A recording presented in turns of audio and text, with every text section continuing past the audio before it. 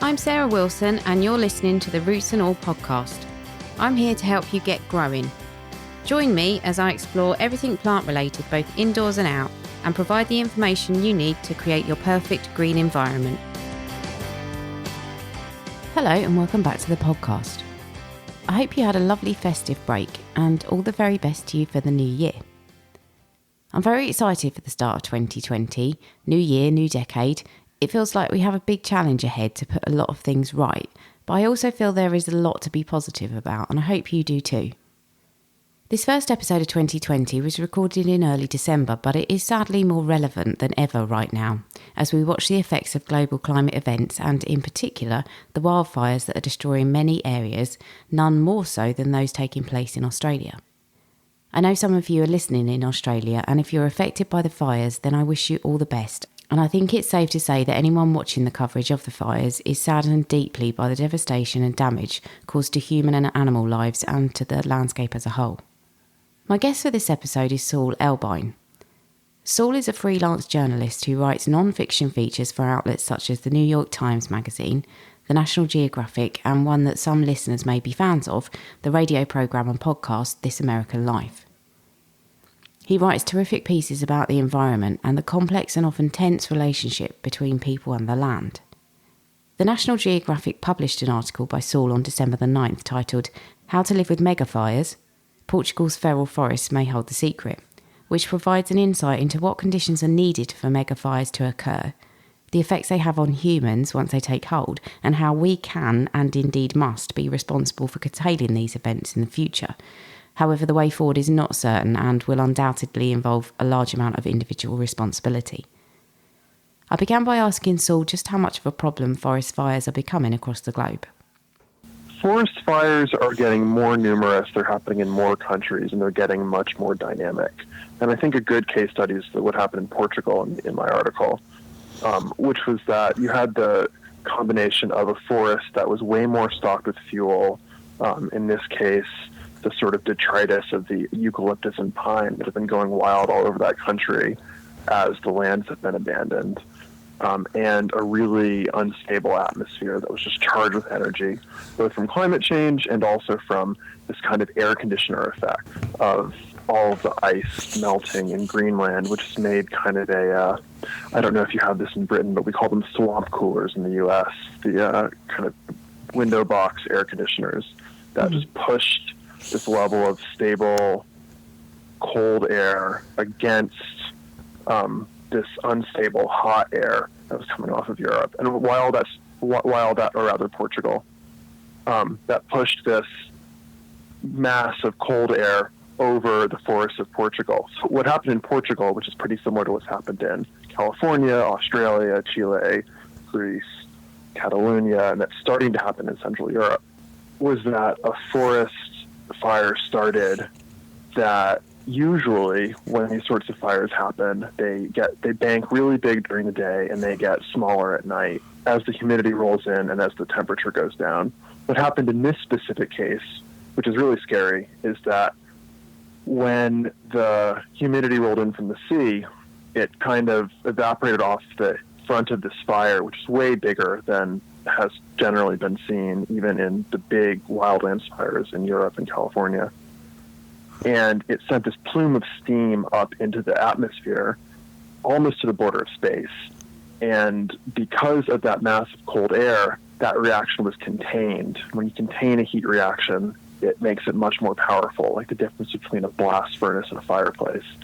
And so what all that meant was that it suddenly flash burned this very large area that a lot of people were trying to escape through. And in Portugal, killed about 70 people. In Greece, I think it was closer to 100. In California, it was closer to 100. But in all of these places, the same sort of thing is happening, which is that fires are getting bigger, which makes them more difficult to model, which makes them more difficult to predict, which makes them more difficult to prepare for and escape from. So you mentioned, obviously, California, Australia, places like that. What areas are most at risk? Is it those? And in fact, are there more areas becoming at risk year by year? Yeah, so Marc Castelnau, who is the chief of fire science for the autonomous region of Catalonia in Spain, who basically is the person they turn to before There are thousands of firefighters going into the field to see what's going to happen. He described fire as sort of being the marker of ecosystems that are on the move. His theory was that ecosystems are shifting north. The boreal is moving north into the tundra. The more temperate forests are moving north into the boreal. The plains are expanding. And what happens as these ecosystems move at the fringes of them is fire. And a big part of his case that he's making to people like the European Commission, to the government of California, is that that change can't be resisted really so much as it has to just be lived with. So what all of that is a sort of long way of saying is that right now the most dynamic fires are in what we call Mediterranean landscapes. You get big fires in interior forests in the boreal, the interior forest along the Rockies. But for the really, really bad ones, you need to have that dynamic of a really hot land, which is overgrown with trees, next to a kind of cold ocean. So that's why you see really bad ones in California, Greece, Australia. It's along a sort of sun-baked coastal strip next to a cold ocean. So you're getting them everywhere, but you're particularly getting them in these kind of sun-baked coastal strips that are next to cold oceans that are full of trees, where the land has been abandoned by smallholders and trees have moved into populated areas, or, as in California, where people have moved into these traditional fire lanes where fires have been moving forever. The one other thing I'd add is that because ecosystems are changing, that fire zone is growing. So when Mark Castelnau went to Chile for the first real big outbreak of these new kind of wildfires, he came back and he told the European Commission, it's going to be probably within 5 years we're going to see these in Europe. 5 months later, there were 2 huge wildfire outbreaks in Portugal. So now he's saying probably within 5 years we're going to start seeing the little forest fires that have been breaking out in Central Europe turning into something bigger and scarier, and that's something we need to prepare for. In the UK, we are told that reforestation is the way forward in terms of the climate. And actually, these fires are happening in places that are very densely wooded. But it's not as straightforward as that, is it? There's a reason why they're more susceptible to wildfires in terms of the wood that's actually present. Can you just talk about that a little bit? I think the thing that people need to kind of subconsciously do every time they hear about a tree planting program is they need to be a little bit more savvy, and they need to say, okay, what kind of trees, how are they being planted, where are they being planted, and why are they being planted? Because you addressed a couple of related but distinct issues. One of them are tree planting programs, which in industrial forestry is just generally how you bring back the next harvest. And in places like the US, Finland, Germany, where industrial forestry is really highly developed, it's almost treated like a crop. So a fire in a young, managed pine plantation is just going to burn through everything if the fire is hot enough and the pines are small enough that their crowns can easily be reached by the fire. And that's a problem with tree planting, and that's a distinction between a tree farm and what we would actually think of as a forest. So that's one problem. I mean, the other problem is that forests in general, be they natural or artificial, are often really, really stocked with fuel. In the United States, that's been because we've had 50 years of a very stringent fire suppression regime, which has stopped the small fires that help prevent big fires. There's been a correction underway now for about a decade, which is sort of slowly filtering out to the various hinterlands. But that dynamic of unmanaged, uncontrolled landscapes that lead to unmanageable and uncontrollable fires is the thing that I think we need to be concerned about, which is why in my story, a lot of the Portuguese and Spanish fire chiefs were saying what we need is not just better ad hoc fire suppression, we need to actually have more people out in the landscape caring for it in various ways. And there's various things that they suggested. One was a more year-round approach to fire suppression, in which even not during the fire season, firefighters and volunteers are out preparing the land for the inevitable fire. But the big thing that they suggested is more or less a return to the forest. That the one thing that keeps forests well managed is if they're being utilized in a small scale and sustainable way by people who live off of them. So in the Mediterranean, this looks like small scale animal husbandry in the forest. It looks like having some olive groves breaking up these masses of trees. It means maybe some small scale biomass harvesting. But what all of that does is, first off, it puts eyes on the ground. And second off, it helps to break up what are now these huge feral forests that are spreading in the absence of any real control and that are a real fire risk. And are they a fire risk because of the species that are present or popping up? It's a bunch of different things. So there are some species like eucalyptus, which is from Australia but has been brought all over, and pine, which is from all around the Atlantic but again has been brought all over. Both of those species like to spread by fire. They are adapted to it. In the case of eucalyptus, a eucalyptus tree can burn to the ground and it will send up a green shoot within a few weeks after the fire, which is a really good strategy for colonizing new territory full of trees that aren't as resilient to fire. There are some species of pines whose cones only open in fire. So to some extent, this isn't even really a problem. It's just ecosystems adapted to fire are ecosystems adapted to fire. And if you know that and you can live with that, then that's not really an issue. Where it gets to be a problem is where people don't know that and aren't used to living with it. But we have to distinguish, too, between fires that are happening in places where they're fire forests, as I like to think of them sometimes, forests that are adapted to fire, and then the fires that are happening in places that kind of aren't, which are at the fringes of these moving ecosystems. Well, actually, as you were talking, I thought it was interesting because in your article you interview Philippa Rodriguez, and she mentions that she's actually thinking about moving away from her rural home and moving closer to the city because of safety issues. So is the Portuguese government asking people to move into areas to manage them where actually other people are moving out because they're concerned about their well-being? You know, with Philippa, it's a really complex thing that you actually see all over rural areas, all over the developed world, which is that it's hard to make a living in the rural, which is part of the reason why people are leaving, which is part of the reason why forests are coming back, which is part of the reason why fires are getting worse, which is part of the reason why people are leaving. You can't really, I think, decouple those things from each other, though. I mean, if Philippa's friends were all still there and she had a good job that she didn't have to drive a long way for, then she probably could more easily weather the fire risk. And that doesn't mean the fire risk would be any better. It just means that there's this sort of larger decomposition that's happening in rural areas around the world, and fire is one marker of that. But I think it should be seen as like the nexus of a bunch of different complex factors. Mm-hmm. As far as what the Portuguese government is asking people to do, the Portuguese government isn't per se asking or incentivizing people to move out into the rural.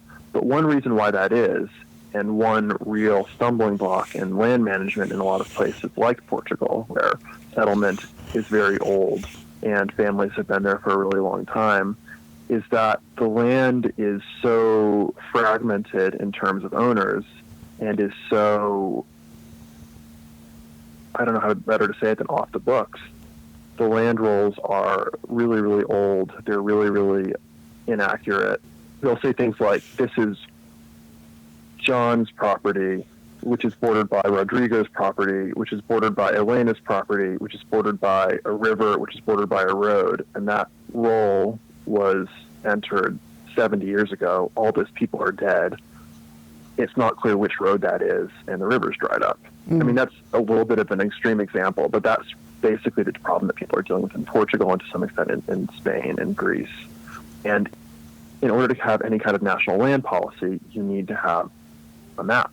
Right across from Felipe Rodriguez's house, there's a big parcel of eucalyptus. It's not legally allowed to be there. One of the fire prevention measures that the Portuguese government put in was that none of these fire-loving trees within 100 meters of a settlement. No eucalyptus, no pine. Well, I saw pine and eucalyptus around pretty much every settlement I went to, much closer than that. And in Felipe Rodriguez's case, she walks out every day and sees it 15 feet from her front door, and nobody knows who it belongs to. It's not legal, shouldn't be there, but nobody knows whose it is. There's nobody for the government to go knock on their door and say, hey, tear this down before you get fined. And so that is the first step for the Portuguese, just figuring out who owns what so that they can even begin to address the problem. Yeah, that is a huge problem, obviously. And the other thing that I thought might be a problem is the knowledge still there to manage the lands, or is that kind of dying out as well? Yeah, I mean, I think that's a really big problem, too. I mean, there was a kind of a great cultural dying, like a cultural extinction event almost, in the 1940s and 50s all over the world as people left the land. And one reason for that, which is totally understandable, is, you know, when you can go to the store and get fertilizer, you don't bother with mixing cow shit with pine needles. Like, you know, when you can go to the store and get turpentine, like, you know, to use as a solvent, it's not really worth the trouble to harvest it from pine trees. And there are all these examples like this. I mean, the big thing that happened was the Green Revolution made agriculture way more productive because it infused, you know, the stored wealth of millions of years of energy in the form of fossil fuels. And there was no real way and no real need for rural farmers to compete, so they left the land. And so a lot of those folkways are in some sense coming back, and some have never left.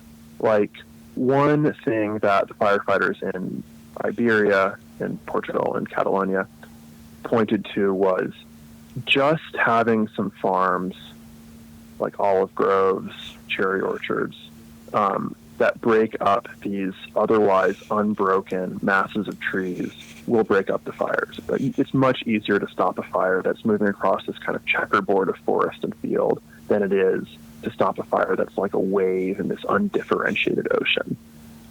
That's not hugely complex. The other thing is, like, a lot of people are trying to bring back, or are in fact bringing back, more traditional animal husbandry, which was done in forests. Like in the highlands above Barcelona, people are trying to bring back this mixture of modern and traditional shepherding, which uses traditional means and traditional methods. And I can't say too much about this. It's a story I'd love to do, but I haven't done it yet. But in combination with, you know, new marketing and new awareness of markets to make that something that's a little bit more economically sustainable. So I think there is the chance for it to come back. And I think the fact that there is such a service digital economy where people can work for anywhere could mean that there could be people moving back to some of these smaller towns, as is in fact happening in Portugal. The concern there that the Portuguese fire chief raised was that people who just move back in and aren't actually in some way engaged in the land, even if they're doing it part-time when they're, you know, working at their tech job, are just going to be more potential casualties if a really big fire breaks out. Like, there'll just be more people in the way. Portuguese government aren't incentivizing people to go back to the land. They're not pushing people into it. And actually, in your article, you did quote someone, and they said that actually this isn't really a government instructive. This is something that needs to be done from the level of the people. They actually need to take the reins back and do something, interact with the environment in a completely proactive way. And I thought that was really interesting. Do you think that there is actually the onus as much on the individual? Do you think we have been sitting back and waiting for the powers that be to take a lead on this when actually it's not happening? I think the real trouble that we're facing is that most people are not in a position to put hands-on solutions into practice because so many of us are generations off the land. Like in my case, my probably great-great-grandparents might have been farmers in Eastern Europe. My grandfather ran a dairy, but probably lived in a town, and everyone since then has lived in big cities. So, I mean, I didn't start to learn a lot of rural concepts until I learned them in Spanish, like rural and land management concepts, geographical features. Maybe I'll be able to think of an example while we're talking about this. But the point was, not until I went to places like Latin America, where there's still a pretty vibrant and frankly prosperous in places peasantry, did I start to learn a working jargon for how forest and agricultural lands work. And I bring that up to say I spent the first 15 years of my life living in what I now know is the world's largest tree farm, or one of them, in the American Southeast. I mean, I just didn't even see it. And so I think it's hard for people to put firsthand solutions into practice in any of this when they live in cities. As far as whether we've waited for other people to fix it for us, though, I think that's a pretty apt statement of the larger crisis. I think there is very little practical leadership. I think all solutions that are offered are solutions of consumption or solutions of basically identity. I think there's been a ton of time wasted arguing about these sort of tribal politics around climate change, which haven't really done a whole hell of a lot of good. And I do think that there has been a lack of bubbling up from the grassroots that I would like to see. I don't know quite how that would happen, but I would want to see something much more like, people out in the wildlands innovating and focusing on what they themselves can do versus this focus on, arguing about national politics, which ultimately have relatively little impact in the lives of most of us. Let me just add one caveat to that too. Like, it's really easy to just, to sort of like launch a Jeremiad against other people and the way that they live their lives and the way that we live our lives. And I want to be clear, it is a we. The sort of sclerosis at the top, if you want to call it the top, and the sense of unease and malaise at the bottom are kind of the same thing. And I don't want to call other people out because I think this is something that, I'm implicated in as well. Like, I think it's very hard to look at the big thing, but I think we still have to. So is it lethargy or just lack of knowing where to start? Or do you think a lot of people don't actually understand the scale of the problem still? I think it's all of those things. I think it's mostly that people don't understand. I mean, I think, and it's also who are people. Like, I think one thing that we're kind of talking around here is that wildland management has been really professionalized over the last 100 years, which is great in a lot of ways. There's a lot more science than there used to be. But also there's a sort of practical hands-on knowledge that has been lost, and where it's been kept in the service of these basically industrial forest products. The people who have what Nassim Taleb calls skin in the game, the people who actually are living and dying based on the decisions that they make in terms of management, are either wildlands firefighters in the terms of literal living and dying, and more figuratively and more pervasively, the managers of industrial forest plantations. Like, there's not too many smallholders anymore whose, in the aggregate of their decisions, can help create something new. And I want to be clear, we shouldn't idealize the era of smallholders. I mean, there is forest in central Iberia, in the Iberian Peninsula, for the first time now in thousands of years. I mean, it was basically all gone when people had to live off the forest. And one of the kind of dirty ironies of forestry in Europe is that probably all of the forest would have been lost if the steam engine hadn't been invented and we hadn't switched to coal. I mean, that had a lot of really ugly downstream effects. It had a lot of, really, I don't know if we'll say positive, but definitely powerful effects. But it definitely also saved the trees that were otherwise going to be used as fuel. So, I mean, I don't think that we should, idealize the pre-industrial world exactly. But I do think there's a lot that we can learn from it. And I think the more firsthand knowledge that people are able to get about how these systems work, the more they'll be able to, do an accurate seat of the pants, gut bullshit check about things that they're being told. And I think one place where I see this a lot now is, by now pretty much anyone who's hip to these issues is aware that trees are made of carbon, and they're aware that as trees grow, they pull carbon from the atmosphere. And probably they can go the next step and say, if trees burn, they release that carbon back into the atmosphere. The thing is, one of the really popular offset programs that's used, that will just get, marketed to you kind of all over, is tree planting as a carbon offset. So, as I said earlier, I think when people hear tree planting, it's very easy to hear, oh, trees are good because, we live in cities. Trees are good, because there aren't very many of them. And the ones that we see are pretty well managed by, again, professional groundskeepers. As I said before, I think one thing that helps, and that will help, I think, spark the curiosity that helps people learn, and I'm speaking from personal experience here, is to start asking questions like, you hear tree planting program, your gut feeling maybe is more trees, great. But go a step further and say, where are the trees going to be? What kind of trees are they? For example, are they trees that, suck up more water than that place maybe has to offer, like eucalyptus trees? Are they being planted? Or is a forest that's already there being sort of encouraged to expand beyond its borders, as most forests will, if given the opportunity? How are they being cared for? Are they being cared for? I think these sorts of questions start to move us past the kind of knee-jerk environmentalism versus development notion that a lot of us who grew up after the 70s got in school, which I think is a simplified model. I have a forthcoming series in National Geographic on these forestry issues that really delves into some of the complications of our modern system of forestry and where it's going.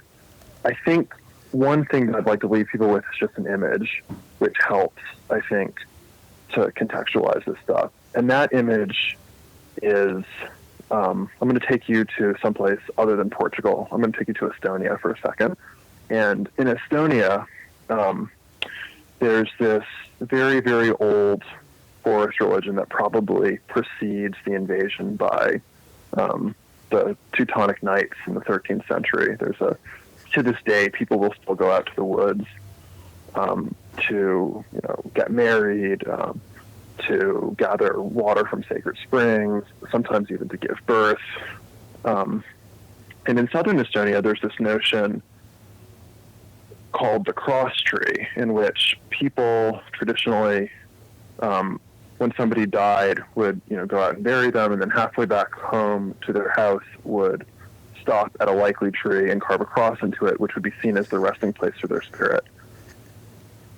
Now, I bring that up because I think it's a really good metaphor for kind of what we're dealing with here. In a place like Estonia, and a place like North Carolina, and a place like Spain, a lot of these forests that are burning and that are growing and expanding are forests that have replaced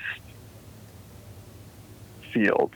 I like the metaphor of the cross tree because it really, I think, hammers home this idea that to some extent forests and human civilization are in an uneasy equilibrium or an uneasy balance. When fields expand and towns expand, forests shrink back. When forests expand into towns, the towns shrink back.